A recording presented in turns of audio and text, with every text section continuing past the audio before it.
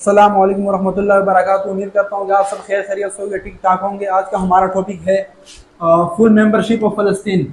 आजकल social media पर यह बात गर्दिश कर रहा है कि फ़लस्तीन एक आज़ाद रियासत है। तो इसके हवाले से हम बता देंगे यूनाइटेड नेशन में वोटिंग हो गई।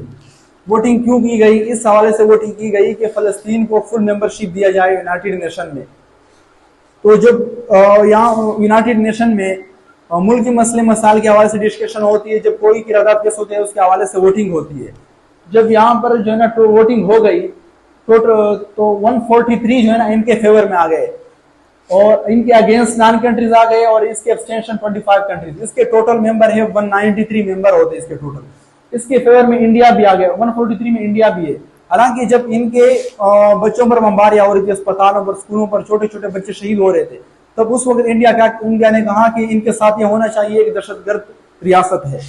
तो इस वक्त जो है ना इंडिया इसके फेवर में आ गई। इंडिया को इस बात का अंदाजा होगा कि इतने सारे ममालिक इसके फेवर में आ गई, अगर हम इसके फेवर में नहीं तो हमारे जो है ना उसको मसला हो सकता है इनकी तिजारत के लिए। तो इंडिया अपनी जाती मफाद के लिए इनके फेवर में आ गई। इनके जो अगेंस्ट कंट्री थे यूएसए, इसराइल और अर्जेंटीना। अर्जेंटीना एक मुस्लिम पॉपुलेटेड कंट्री है। लोग ये सवाल उठाएंगे कि मतलब ये क्यों इनके अगेंस्ट आ गई? तो इनकी जो चाबी है ना, इनकी चाबी अमेरिका के पास है, वो चलाती है। और एक्सटेंशन का मतलब है कि इन्होंने 25 ममालिक के एक्सटेंशन मांगे, इन्होंने ना इनके फेवर मांगे और ना इनके अगेंस्ट। यूके, यूनाइटेड किंगडम भी एक्सटेंशन में आ गई, उन्होंने भी ना इनकार किया और ना इनके फेवर में आ गई। तो असल में अगर देखा जाए तो 143 कंट्रीज इनके जो है ना इनके फेवर में है। उम्मीद है कि इंशाल्लाह इनके हक में बेहतर फैसला है, लेकिन ये मुश्किल भी हो सकता है क्योंकि UNSC, United nation security council जो है सलामती काउंसिल है, उसके अगर मेंबर देखे रशिया, चाइना, फ्रांस, यूके और अमेरिका, इनमें से जब कोई भी किरारदाद पास होता हो, अगर कोई एक मुल्क भी इसमें इनकार कर देना तो इस किरारदाद से, तो वो किरारदाद पास नहीं हो सकता। तो अमेरिका भी इसका मेंबर है, इसलिए मसला हो सकता है। लेकिन जब वोटिंग की गई तो वोटिंग के बाद जब देखा गया कि 143 कंट्रीज इनके फेवर में, तो इसराइल के एम्बेसिडर अकबगोला हो गए। यूनाइटेड चार्टर भी जो है ना पार दिए उन्होंने, और आखिर में लोगों के लिए शेम का लफ्ज भी इस्तेमाल किया।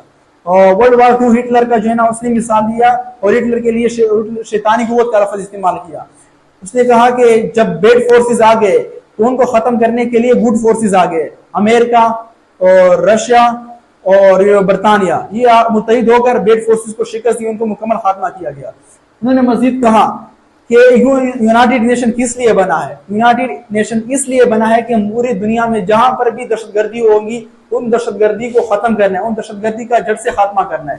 तो उन्होंने कहा कि 143 कंट्रीज के फेवर में क्यों आ गई? क्यों एक स्टेट जो है ना टेररिस्ट स्टेट को जो है ना आप लोग सपोर्ट करते हो? आप लोग जो यूएन जो है ना बना है आप इनकी वादे की खिलाफ वर्जी क्यों करते हो? ये तो इसलिए बना कि दहशतगर्दी खत्म करना, आप लोग एक टेररिस्ट स्टेट जो है ना दहशतगर्द स्टेट को आप लोग सपोर्ट करते हो। तो फिर अमेरिका ने कहा कि 2 स्टेट सोल्यूशन का इसका जो हल है बायमी मुज़ाकरात। अगर ये इसराइल और फलस्तीन ये बायमी मुज़ाकरात करेंगे तो इसमें जो है ना जिस बात पर इन दोनों मुल्कों के बीच जोड़ पैदा होगा, अगर वो इन बातों को, इन शरात को तस्लीम करे तो हम ये बात तस्लीम करेंगे कि फलस्तीन एक आजाद रियासत है। तो पाकिस्तानी एम्बेसिडर मुनीर अकरम ने कहा कि अमेरिका को कहा कि आपने बिल्कुल गलत कहा। उसने कहा कि इसका हल बायमी मुज़ाकरात नहीं है। उसने कहा अगर बायमी मुज़ाकरात हो जाए इन दो ममालिक के बीच तो इसराइल की तो डिमांड्स देखे, इसराइल की डिमांड्स यही है, नो मिलिट्री, नो वेपन्स और टैक्सेस। उसने कहा इसराइल की तो ये डिमांड है कि आप फौज नहीं, फलस्तीन के लिए ये डिमांड है कि आप फौज नहीं रख सकते, आप वेपन्स जो है ना हथियार नहीं ले सकते, ना खरीद सकते, ना बना सकते, और आपके आवाम की जो टैक्सेस है वो टैक्सेस आप नहीं ले सकते, वो टैक्सेस हम लेंगे। तो मुनीर अकरम ने ये बात कही कि ये तो फिर एक आजाद रियासत नहीं हुआ। एक आजाद रियासत कभी भी इस बात को तस्लीम नहीं करेगा कि उनसे उनके अपने इख्तियारात छीने जाए। तो वैसे अगर देखा जाए तो 143 कंट्रीज इनके फेवर में, तो उम्मीद है कि इंशाल्लाह इनके हक में बेहतर फैसला आ जाए। तो आज की वीडियो में यहाँ तक काफी। इंशाल्लाह और भी हमें जो अपडेट मिलेगी, इसको मेंबरशिप मिली या न मिली, तो इंशाल्लाह इसके हवाले से हम आपको आगाह करेंगे। वस्सलाम।